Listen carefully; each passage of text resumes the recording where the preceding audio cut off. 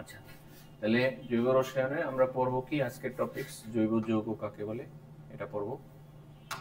জৈব যৌগ, তারপর পড়বো জৈব যৌগের জাতক, প্রাণশক্তি মতবাদ, জৈব আর অজৈব যৌগের পার্থক্য। এই চারটা টপিকস আমরা আজকে শেষ করব।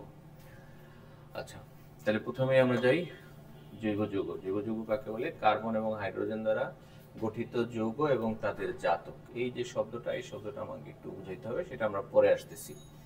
কার্বন এবং হাইড্রোজেন দ্বারা গঠিত যৌগ এবং তাদের জাতক সমূহকে আমরা বলবো জৈব যৌগ। তাহলে কার্বন এবং হাইড্রোজেন দ্বারা যদি কোনো যৌগ গঠিত হয়, কার্বন এবং হাইড্রোজেন দ্বারা গঠিত যৌগকে আমরা বলি হাইড্রোকার্বন। কার্বন এবং হাইড্রোজেন দ্বারা গঠিত যৌগ, তার নাম কি? হাইড্রোকার্বন। হাইড্রোকার্বন কারা? যেমন একটা উদাহরণ, methane, ethane, ethene, ethyne, benzene, chlorine. বেনজিনটা কেমন? বেনজিনের স্ট্রাকচার এরকম। আর টলুইনের স্ট্রাকচার কেমন? টলুইনের স্ট্রাকচারটা এরকম। ঠিক আছে, তাহলে এগুলো হলো হাইড্রোকার্বন। হাইড্রোকার্বনের সংজ্ঞা কি? কার্বন ও হাইড্রোজেন দ্বারা গঠিত যৌগ। কার্বন এবং হাইড্রোজেন দ্বারা গঠিত যৌগ। হাইড্রোকার্বন কি যৌগ? জৈব যৌগ। হাইড্রোকার্বন কি যৌগ? জৈব যৌগ। হাইড্রোকার্বন জৈব যৌগ। ওকে,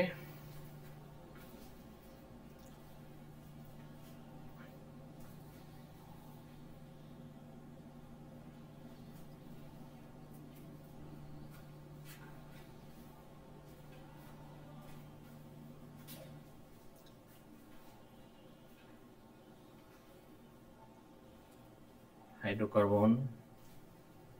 ওকে, এবার আমরা এর পরের পেজে যাই।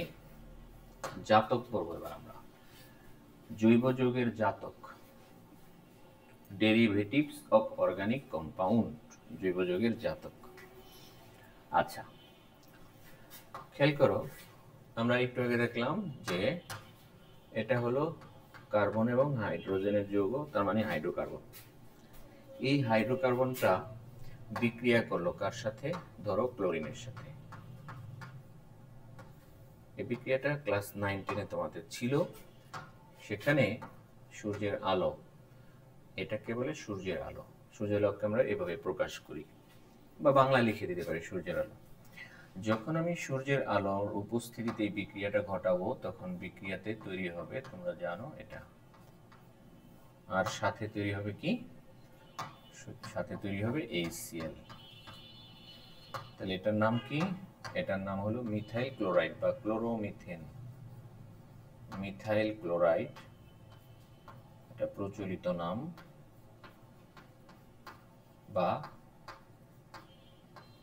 ক্লোরোমিথেন।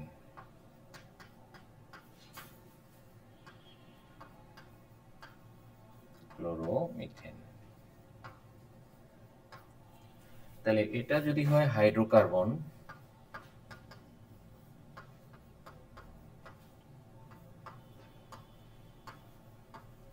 এটা হলো হাইড্রোকার্বনের সন্তান, হাইড্রোকার্বনের জাতক। এটা হলো হাইড্রোকার্বনের জাতক। অর্থাৎ হাইড্রোকার্বন অপর কারোর সাথে বিক্রিয়া করে নতুন যে যৌগ তৈরি করে, সেই যৌগটার নাম কি? হাইড্রোকার্বনের জাতক। হাইড্রোকার্বন কারোর সাথে বিক্রিয়া করে নতুন যে যৌগ তৈরি করে, সেই যৌগটাকে বলে হাইড্রোকার্বনের জাতক। ঠিক আছে, ওকে। তাহলে হাইড্রোকার্বনের জাতক এরকম আরো কি হতে পারে? অনেক জাতক হতে পারে। যেমন আমরা যে মিথেনের জাতক কয়েকটা লিখি। মিথেনের জাতক এটা একটা, মিথাইল ক্লোরাইড লিখলাম। মিথাইল ব্রোমাইডও যেমন হইতে পারে, মিথাইল আয়োডাইড হইতে পারে, মিথানল হইতে পারে, মিথানল, মিথাইল অ্যামিন হইতে পারে, মিথানেল, মিথানেল হইতে পারে, মিথানোইক অ্যাসিড হইতে পারে, ইত্যাদি। হ্যাঁ, তাহলে এগুলো কি? সব হাইড্রোকার্বনের জাতক। মিথানোইক অ্যাসিড, মিথানোইক অ্যাসিড, এটার নাম কি? Chloromethane, chloromethane. এটার নাম কি? ব্রোমোমিথেন। এটার নাম কি? আয়োডোমিথেন। এটার নাম কি? মিথানল। এটার নাম কি? মিথাইল অ্যামিন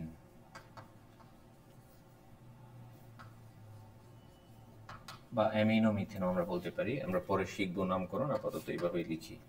এটার নাম কি? মিথানেল। তাহলে মনে রাখবো আমরা, এরা সবাই জাতক। এখানে যে কয়টা লিখছি আমরা, এরা সবাই কার জাতক? মিথেনের জাতক। এখানে যে কয়টা লিখছি আমরা যৌগ, সবগুলো যৌগ মিথেনের জাতক।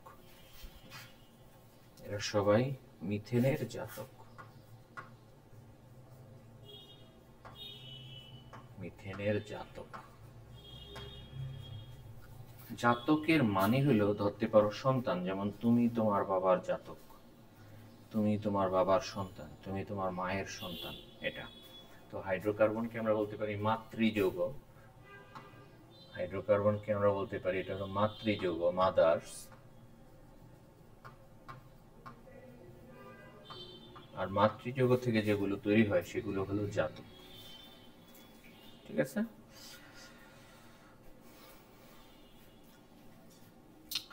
তাহলে হাইড্রোকার্বন এবং তার জাতক, হাইড্রোকার্বন এবং তার জাতক is equals to organic compound. Organic compound. Hydrocarbon and হাইড্রোকার্বনের জাতক সব মিলে কি? Organic compound. ঠিক আছে?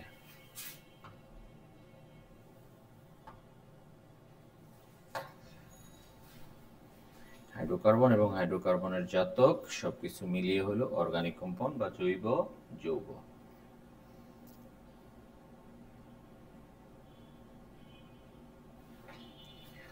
ওকে,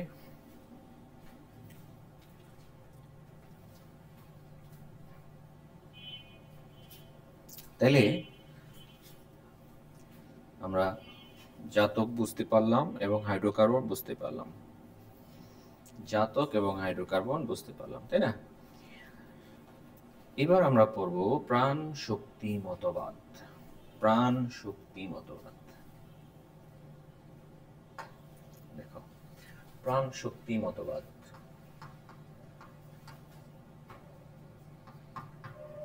প্রাণ শক্তি মতবাদ ইংরেজিতে বলে ভাইটাল ফোর্স থিওরি। এই প্রাণ শক্তি মতবাদের সূচনা হচ্ছে 1808 বা 9 সালের দিকে। এক এক বইতে এক একটা লিখছে। 1808 বা 1809 সালের দিকে একজন বিজ্ঞানী, তার নাম হলো বার্জেলিয়াস। বিজ্ঞানীর নাম কি? বার্জেলিয়াস। বার্জেলিয়াস। বার্জেলিয়াস ওই সময় বলেন যে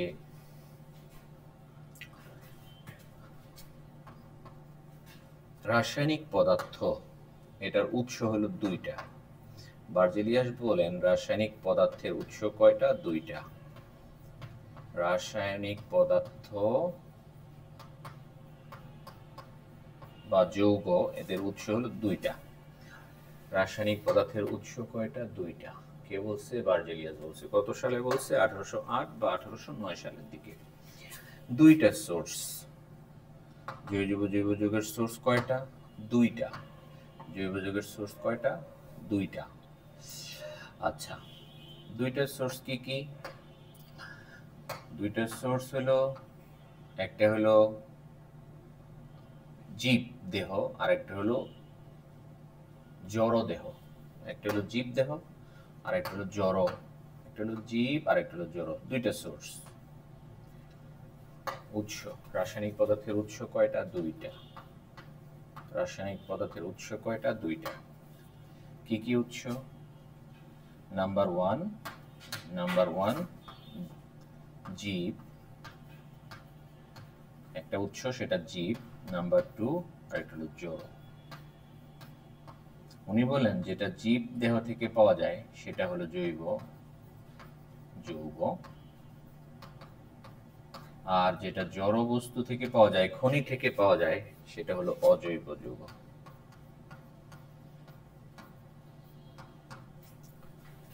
মাটি বা খনি থেকে আহরণ করা হয় যেগুলো, সেগুলো অজৈব। কে বলছে? বার্জেলিয়াস। কত সালে বলছে? 1808 বা 9 সালে। 1808 বা 9 সালে। ওকে, আচ্ছা, তাহলে উৎস দুইটা। এরপরে সে কিছুটা মানে খ্রিস্টান যাজক টাইপের ছিল, খুব ধার্মিক টাইপের ছিল, এই জন্য সে ধর্ম দিয়ে অনেক কিছু চিন্তা করতো ওই যুগে। হ্যাঁ, তো ওই সময় তাদের বিশ্বাস, ওই ধার্মিক যারা, তাদের বিশ্বাস ছিল এরকম যে 1815 সালে বিশ্বাসটা তার জন্ম নিচ্ছে। 1815 সালে বার্জেলিয়াস উনি বলে দিলেন, ফিক্সড করে বলে দিলেন, বার্জেলিয়াস বলে দিলেন, কি বললেন? একটা মতবাদ, একটা কথা বললেন যে জৈব যৌগ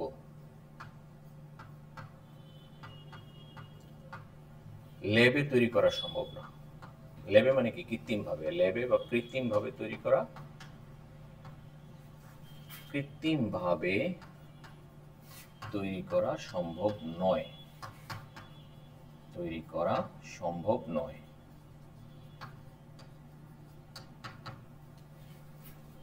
কি বলছেন বার্জেলিয়াস? কত সালে বলছেন? 1815 সালে।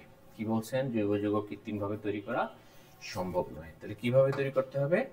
উনি বলছেন জৈব যৌগ তৈরি করার জন্য একটা অদৃশ্য শক্তি লাগবে, একটা অদৃশ্য শক্তি লাগবে। জৈব যৌগ তৈরি করার জন্য একটা অদৃশ্য শক্তি লাগবে, অদৃশ্য শক্তি। যেই শক্তিটা অলৌকিক, অলৌকিক নাকি বানানটা কি হবে? অলৌকিক। অদৃশ্য এবং অলৌকিক একটা শক্তি, যেই শক্তি দ্বারা উদ্ভিদ বা প্রাণীর অভ্যন্তরে, উদ্ভিদ বা প্রাণী দেহের অভ্যন্তরে, উদ্ভিদ বা প্রাণী দেহের অভ্যন্তরে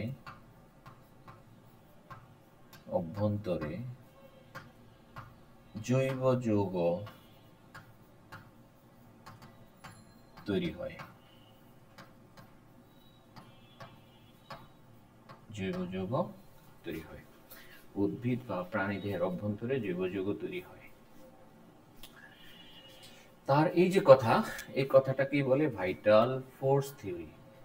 বার্জেলিয়াসের এই মতামতকে ভাইটাল ফোর্স থিওরি বলা হয়।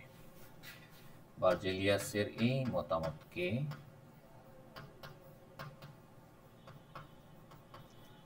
বার্জেলিয়াসের এই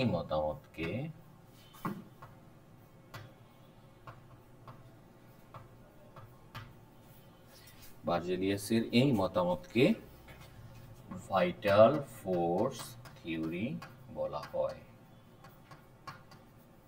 ওকে,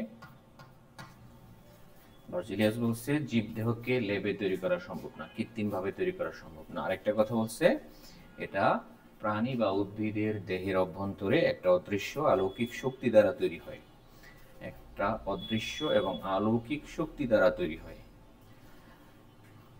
ল্যাবে এটাকে তৈরি করা সম্ভব না। তার এই টোটাল কথাটাকে বলা হয়েছে ভাইটাল ফোর্স থিওরি বা প্রাণ শক্তি মতবাদ। ওকে, এবার আসো, এবার ভাইটাল ফোর্স থিওরি মানে ভিএফটি এর ভুল প্রমাণ, বলতে পারো ভিএফটির অবসান। হ্যাঁ, ভিএফটির ভুল প্রমাণ। কত সালে এই ভুলটা প্রমাণ হইল? এই ভুলটা প্রমাণ হয়েছে 1828 সালে। এই ভুলটা প্রমাণ হয়েছে কত সালে? 1828 সালে। কে ভুল প্রমাণ করেন? বার্জেলিয়াসের ছাত্র, তার নাম হলো ফ্রেডরিক ভোলার। বার্জেলিয়াসের ছাত্র ফ্রেডরিক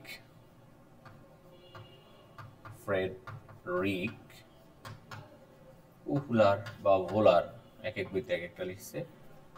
ভোলার হওয়া উচিত, কারণ এটা মেবি জার্মান শব্দ। জার্মান শব্দ ভি এর ডাব্লিউর উচ্চারণ ভি হয়, ডাব্লিউ দিয়ে বানানটা। ফ্রেডরিক ভোলার। আর ফ্রেডরিক ভোলার ছিল বার্জেলিয়াসের একজন ছাত্র। উনি ছিলেন বার্জেলিয়াসের ছাত্র।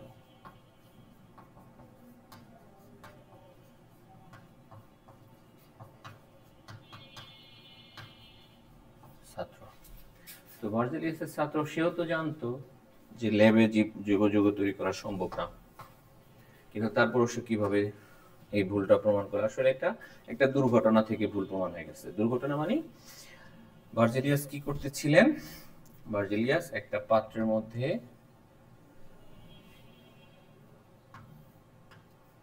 lead cyanate CNO এটা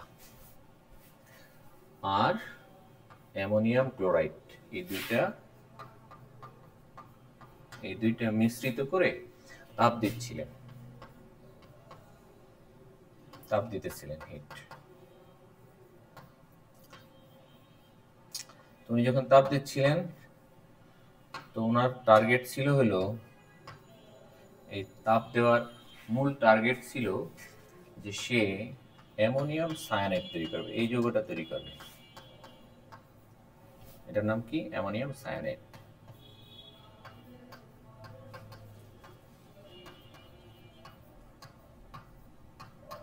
তার টার্গেট ছিল এটা তৈরি হবে, কিন্তু তৈরি হয়ে গেল ইউরিয়া।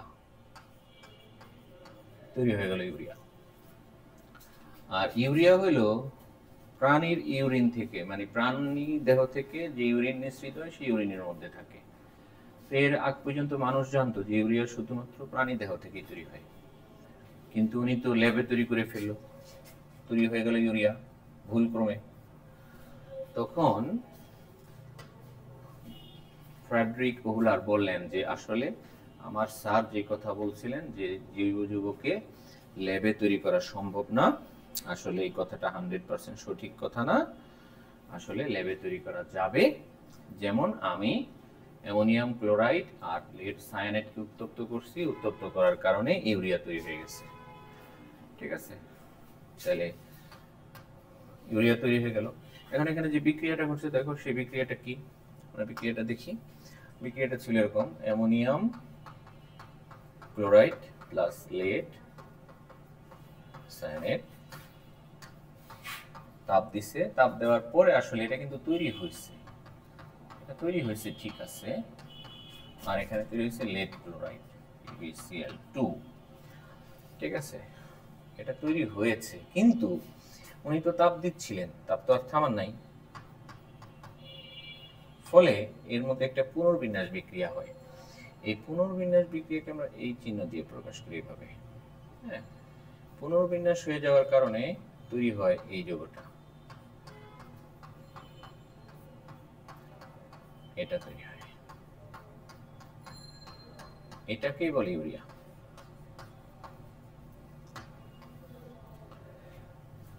ঠিক আছে, তাহলে ইউরিয়া তৈরি হয়ে যায়।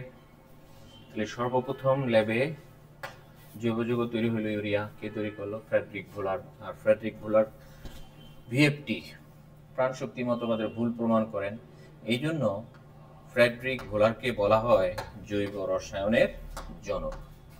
ফ্রেডরিক ভোলারকে বলা হয় জৈব রসায়নের জনক।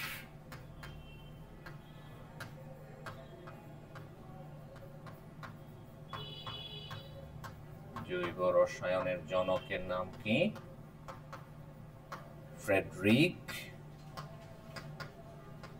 ভোলার। দেখো, আমি এক জায়গায় ভোলার লিখছি আর এক জায়গায় উহলার লিখছি।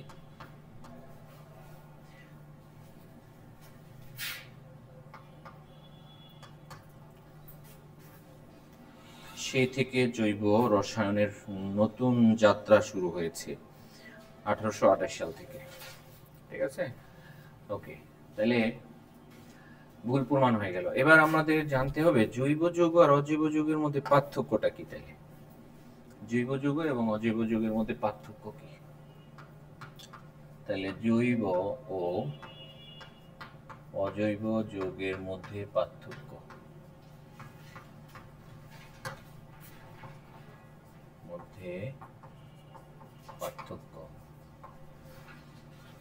জৈব এবং অজৈব যৌগের মধ্যে পার্থক্য।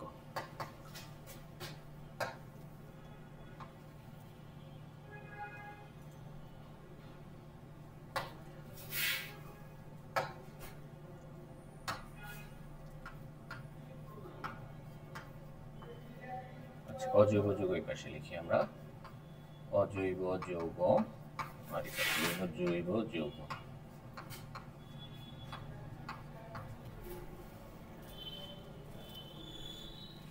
নাম্বার 1, কার্বন ও হাইড্রোজেন বাদে অন্য যে কোনো দুটি পরমাণু, দুইবার ততোধিক পরমাণু, অন্য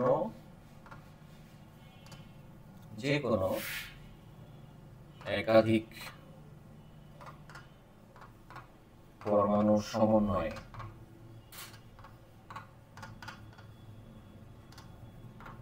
যে যৌগ তৈরি হয় তাদেরকে অজৈব যৌগ বলে। তাদেরকে অজৈব যৌগ বলে।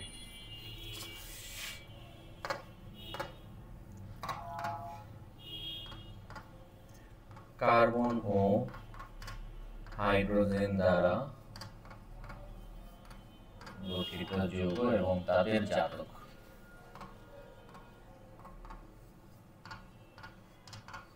জাতক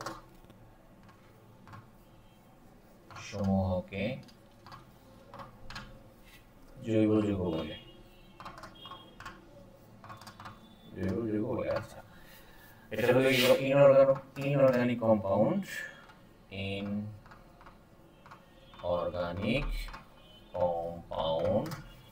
আর এটা হলো অর্গানিক কম্পাউন্ড।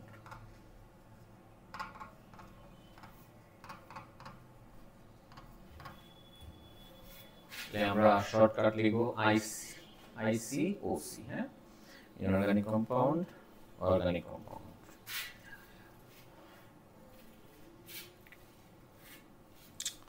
ওকে,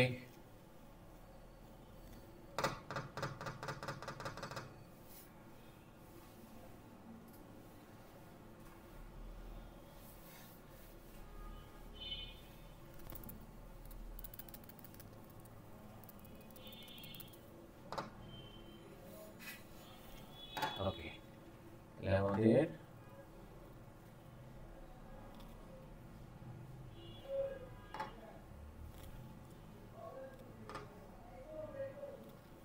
পার্থক্য এখান থেকে শুরু, এখানে যাই আমরা।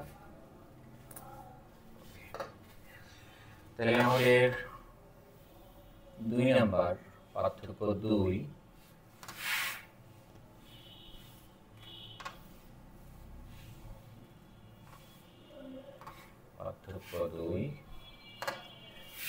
নম্বর পার্থক্য, এদের মধ্যে সমযোজী বন্ধন থাকে, এদের মধ্যে আয়নিক সমযোজী সন্নিবেশ সব ধরনের বন্ধন থাকে। হ্যাঁ, এদের মধ্যে কি কি বন্ধন থাকে? আয়নিক,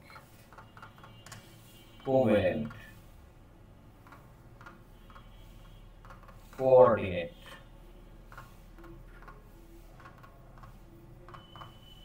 বন্ড থাকে।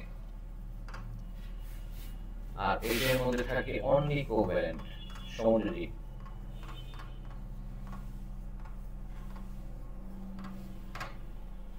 নাম্বার 3, এদের গলনাঙ্কের ইংরেজি মেল্টিং পয়েন্ট, স্ফুটনাঙ্ক বয়েলিং পয়েন্ট উচ্চ সাধারণত। আর এদের গলনাঙ্ক স্ফুটনাঙ্ক, এদের মেল্টিং পয়েন্ট বয়েলিং পয়েন্ট নিম্ন। নাম্বার 4, এরা পানিতে দ্রবণীয়। পানিতে দ্রবণীয়। এরা সাধারণত কিছু কিছু যৌগ ছাড়া পানিতে দ্রবণীয়। অধিকাংশ যৌগ পানিতে অদ্রবণীয়। পানিতে অদ্রবণীয় অধিকাংশ। আবার এরা জৈব দ্রাবকে অদ্রবণীয়, কিন্তু এরা আবার জৈব দ্রাবকে দ্রবণীয়।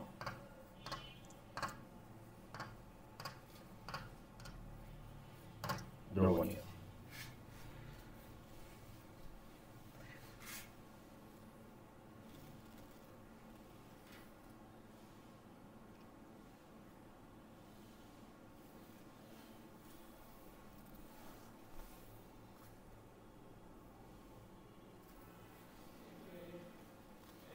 ওকে, তারপরে পার্থক্য।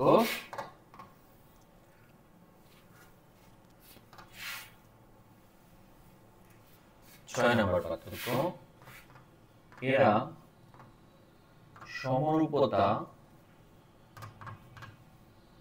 প্রদর্শন করে।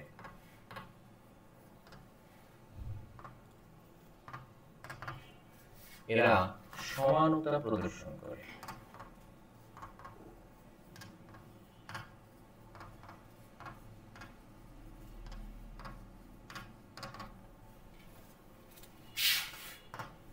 নাম্বার 7,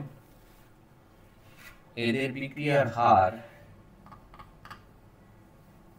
দ্রুত। বিক্রিয়ার হার ফাস্ট। এদের বিক্রিয়ার হার স্লো।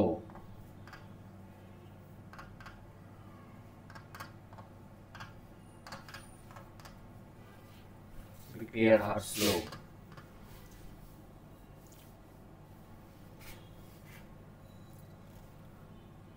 এরা সাধারণত পলিমার তৈরি করে না। পলিমার তৈরি করে না। এরা পলিমার তৈরি করে। এদের অনেকগুলো যৌগ, মানে অধিকাংশ যৌগ পলিমার তৈরি করে। তৈরি করে।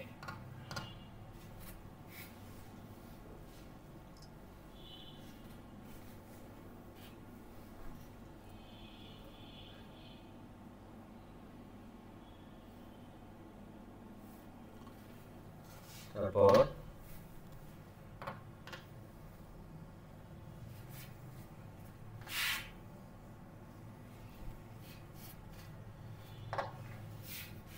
নয়, এদের বিক্রিয়ার কৌশল কিছুটা সরল। এদের বিক্রিয়ার কৌশল সরল প্রকৃতির। এদের বিক্রিয়ার কৌশল জটিল প্রকৃতির।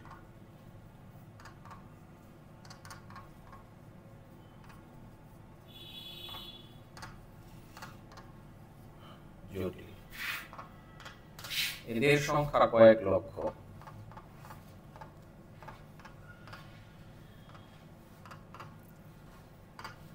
এদের সংখ্যা এক এক বইতে এক এক রকম লিখছে, 1 কোটি বা তার বেশি।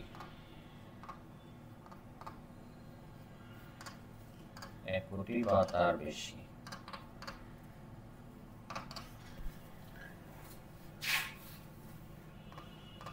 এরা গলিত অবস্থায় বিদ্যুৎ পরিবহন করে। সাধারণত, কিছু কিছু ব্যতিক্রমী ঘটনা আছে।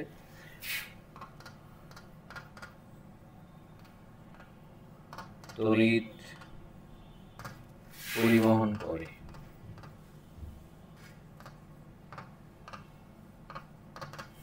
এরা তড়িৎ পরিবহন করে না।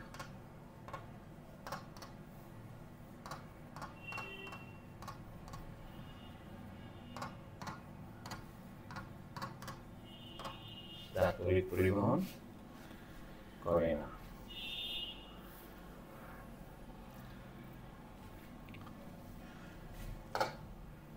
দেন এদের উৎস সাধারণত খনি বা মাটি। সাধারণত এদের উৎস কি? মাটি অথবা খনি।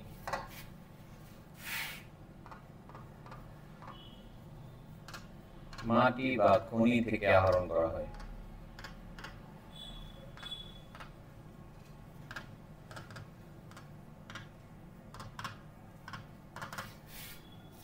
এদের অধিকাংশ জীবদেহ থেকে আহরণ করা হয়।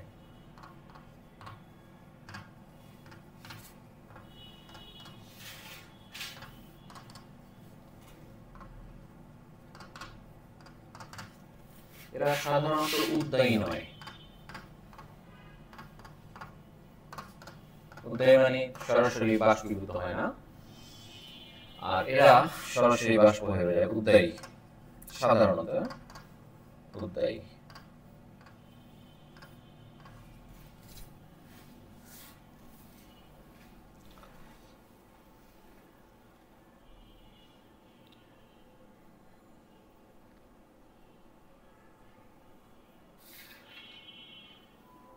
ওকে, তাহলে মোটামুটি আমাদের জৈব এবং অজৈব যৌগের মধ্যে কি হয়ে গেল?